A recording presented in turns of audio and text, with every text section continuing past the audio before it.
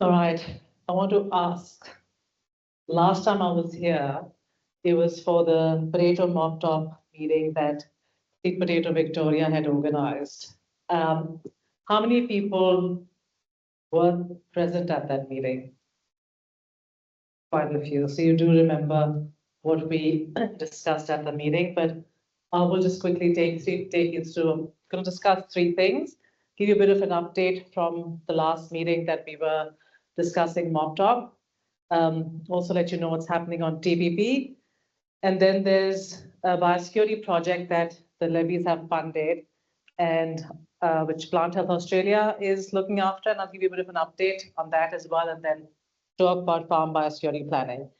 So on behalf of the industry, I basically represent OzVeg on all things biosecurity, which includes the Emergency Plant Pest Response Team, which for those that are unaware, basically looks after or looks at responding to a new pest or disease when it comes to the country. So on behalf of all of you here and the rest of the industry, I sit on those meetings in consultation with people in the room and others.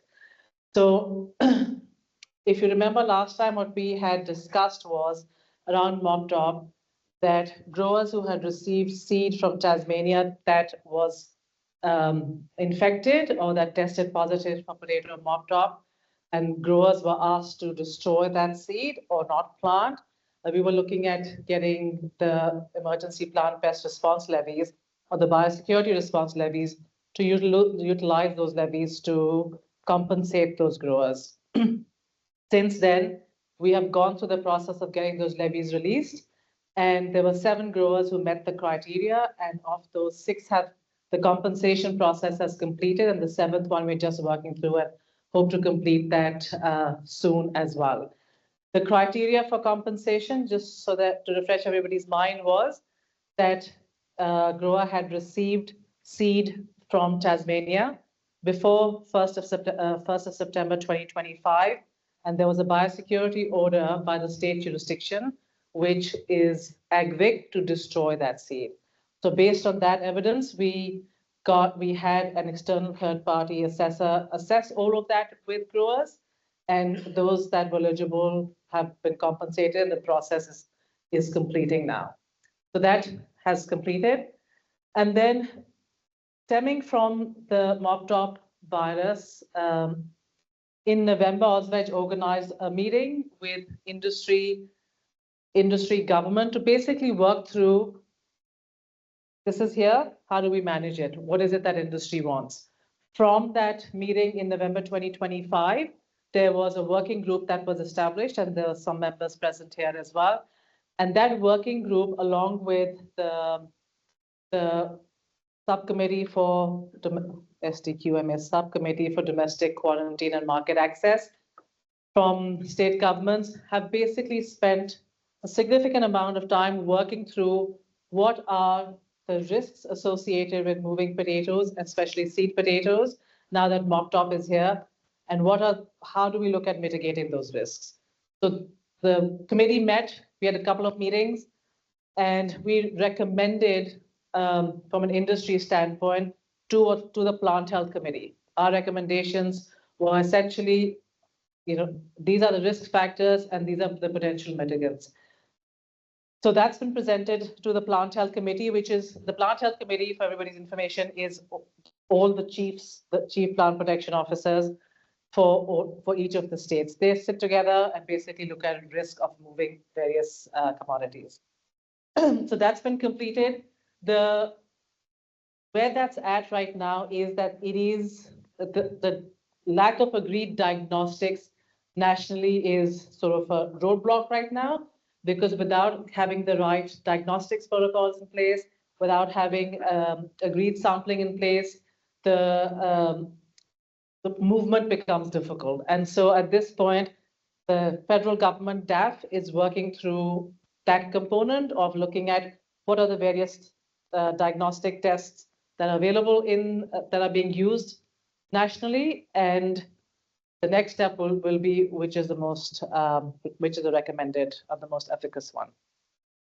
So that's where we are at on Mop Top. Trades continues to be limited out of Tasmania. Seed obviously is not moving out of Tasmania right now. Just quickly on TPP, through the update, you'll also know that CLSO is considered a high priority pest for the industry. And so for one of the programs that Ausveg runs, funded out vegetable levy, is Veg Watch. And through that program with Tasmania and with Lockyer Valley, both with interested businesses as well as with the state government, we're looking at doing a monitoring program, basically setting up a monitoring program, and that's in its nascent stages. And essentially, it is to understand, where all TPP is spreading, and also wherever it's spread, to test for CLSO or zebra chip. In August, we're looking at bringing Daniel Sutton down from New Zealand, tentatively August 24 to 28, who's got significant experience in managing CLSO and research in New Zealand. So those dates will be finalized, and we'll work with Potato Link to work through those dates.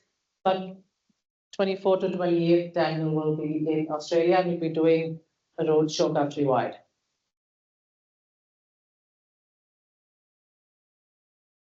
I'll just move on. This is on behalf of Plant Health Australia, who is running this project for biosecurity, but because we represent the industry in biosecurity, I pretty much know where it's at.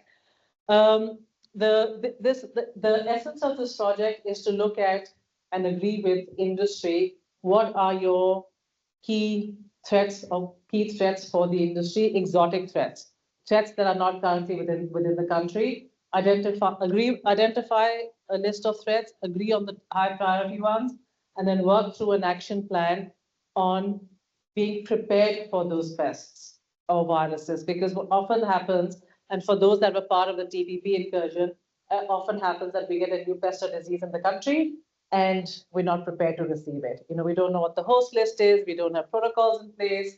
Mop Tops is an example. So we're working through that process to essentially be prepared. So there was a technical reference panel that was convened by Plant Health Australia that included researchers and industry people, and they have identified the 7 top high priority pests for the industry. So that's been identified as a first step. There's the 7 are Dickia solani, zebra chip or CLSO, Colorado potato beetle, potato cyst nematode, pale potato cyst nematode, potato root knot nematode, late blight, and the golden potato cyst nematode. So this was the 7 high priority pests that have been identified by my working group. The next step is going to be to hold what's known as the biosecurity reference panel. That is a combination of industry and government, a larger industry representative group and government, and work through those recommendations, endorse the recommendations of the high priority pests. And then you don't want to just stop at recommendations, right? You want to know how to be prepared. And so then they will work through an action plan on being prepared for these pests. And some of that action plan may include further research, various aspects of research. So the biosecurity reference panel will be convened by PHA in hopefully early September. And part of this process and part of this project also is to identify diagnostics for those high priority pests. What are the diagnostics that are being used for globally and then nationally as well, and identifying those gaps. So in an effort to develop those diagnostics or to be ready to receive them.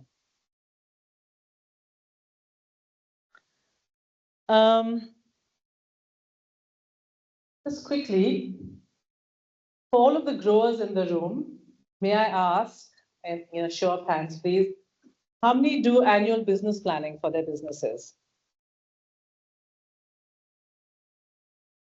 Okay. Do you plan for your business at the start of every financial year, what the next year is going to look like for you? Yes, I see some people nodding. How many do farm biosecurity planning as part of that business planning process? One, others? All right, our recommendation is that every business should have a farm biosecurity plan. And the reason that's important is twofold. One is obviously that you need to see what the risks to your businesses are. But also when a new incursion comes in, one of the first things that the state government asks or looks at you as a business, if you're the one that has the incursion that's come in, is what are your biosecurity protocols? Do you have a biosecurity plan in place? Are you a high health business or are you a high risk business? That basically often defines the way the state government approaches you as a business as well. So it's really, really important that every business has a biosecurity plan. It's not complicated, doesn't have to be complicated, it's quite simple. And what Ozveg does have on our website is a manual to help you work through what a farm biosecurity plan can look like. It's really simple, it's interactive, it's online.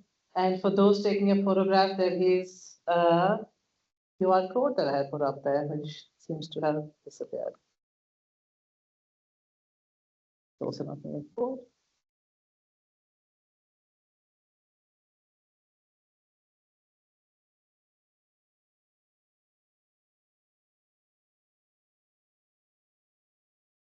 It's not working either side. Oh, something's gone on. Yep, there you go. There's a QR code down here. It will take you to the farm biosecurity planning resource. It's an interactive resource. Please scan it, download it, or just go on our website. It'll help you work through how to develop a farm biosecurity plan. It's really simple. You look at your farm, you identify the various risks, and then you look at mitigating those risks. If you want, Ozveg provides that support to growers as well. There's myself and there's Zara. You put your hand up, Zara, who can help you work through a farm biosecurity plan as well. Whether you're a small business, medium business, or a very large business, we can help you work through that plan. Also, part of that, we have farm biosecurity signs. If you'd like those, please get in touch with myself or Zara. We can post them across to you or work with you guys to send them across as well. But yes, I do urge every business, irrespective of size, to have a farm biosecurity plan in place. This is how simple it is. The farm biosecurity plan looks at six risk pathways, and looks at your farm, and how open is your farm to the 6 biosecurity pathways or risk pathways, and then helps you mitigate them. So really, really, really simple. And I will close at that. If you'd like to get in touch with us, those are our emails. We can help you work through those plans as well. Thank you.